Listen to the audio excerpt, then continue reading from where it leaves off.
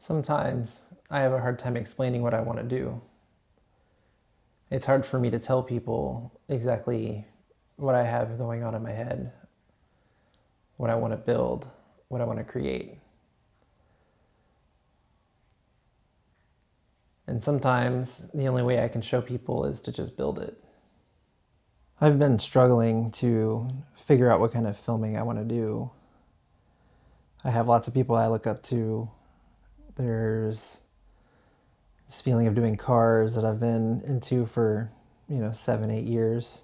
And so one of the biggest things about vehicles and cars is the more expensive productions have all these really cool LED lights, architectural lighting, and these things that normal people without budgets can't really do. And so I said, hey, I think I can build something like that. Today I'll take you on to the process that I did to build a hexagon LED light. What this light does is basically, it's modular, it's fully controllable by WLED, and it's pretty sick. So the step one was the concept. Basically my friend Cody sent me this picture or this video of this product video that had a hexagon in it.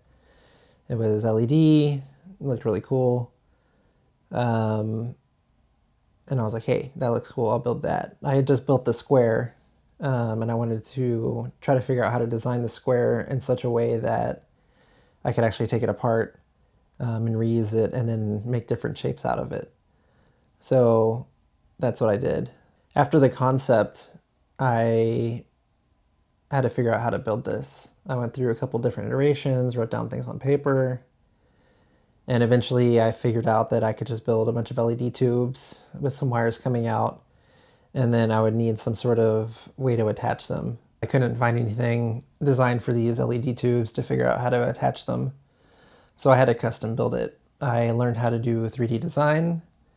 I printed them all out, did a couple test revisions, and then finally printed all of 6 I needed for the hexagon.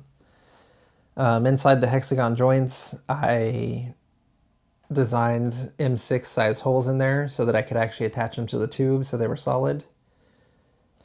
But I also needed a way to make sure there was enough room for the wires to go in there. So what I ended up doing is just folding the wires into the joint and then screwing them in. This allowed my modularity and allowed me to extend the LED tube to be able to take it apart and use it in different shapes and sizes that I wanted to. So as far as the choice of LED channels that I chose the Musada brand. They have a deep channel that doesn't have any hot spots when you put the cover over it, and so I thought that was a perfect solution. As far as the LEDs, they are the SK6812s, and there's 144 per meter. I ended up cutting about 4 on each side to make room inside of the 1 meter channels for the wires. And so there's about 136 per meter, which is quite a bit. Most LEDs that you'll see are 60, 30 LEDs per meter. But I wanted something really high definition with some really cool effects. As far as power goes, I used the BTF lighting 20 amp 5 volt power, and I'm using the ESP32 WLED controller. This undertaking wasn't really small.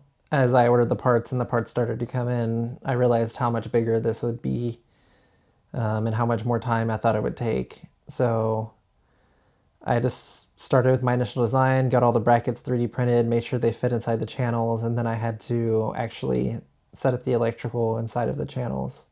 To set up the electrical in the LEDs, I took the LEDs out of their cylinder and laid them out, and then I cut off 4 strips on each side so that I could fit the wiring and everything into the meter-long Musada channels. I then did a test fit, and I had to then solder the wires back onto the LED channels, and that took a while because I don't really solder stuff all the time, and so I was pretty rusty from not doing it for at least 10 years. But I eventually figured it out, and then when I was putting everything together, actually, I would have 3 lights working and then 1 not working. And so I think I spent 80% of my time probably fixing the connection between two different LED strips, and what ended up being a bad connector. So for whatever reason, the connector just wasn't working. There was a short in it, who knows. I eventually just took it off and put a brand new one on, and I finally fixed it.